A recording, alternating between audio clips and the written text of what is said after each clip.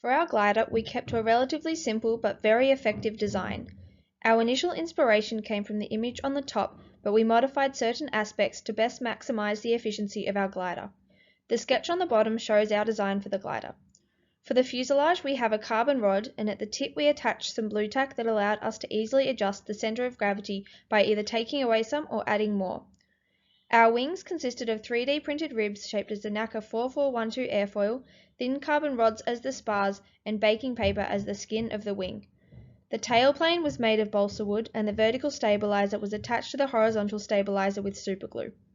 Both the wings and tailplane were attached to the fuselage using rubber bands, which allowed the location of them both to be easily adjusted as needed during testing.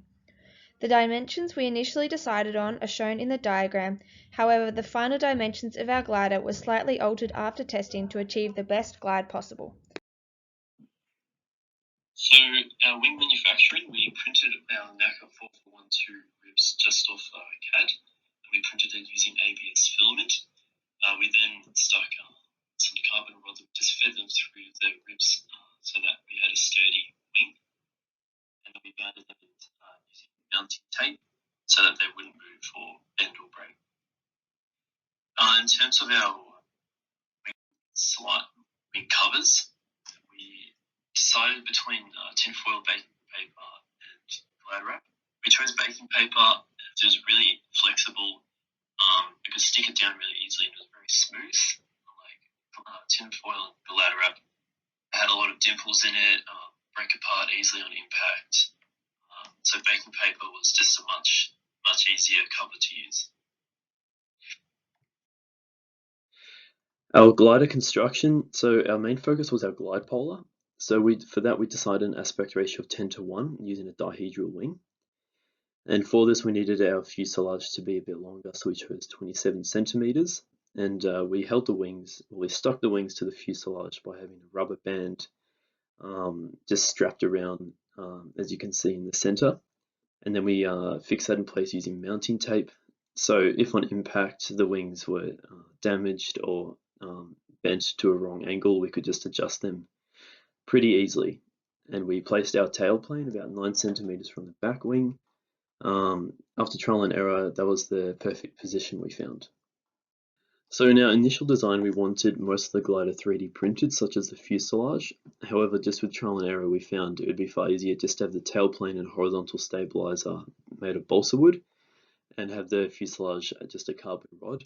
And just because of the weight displacement this caused, we also had to have a blue tack stopper just at the front of the fuselage.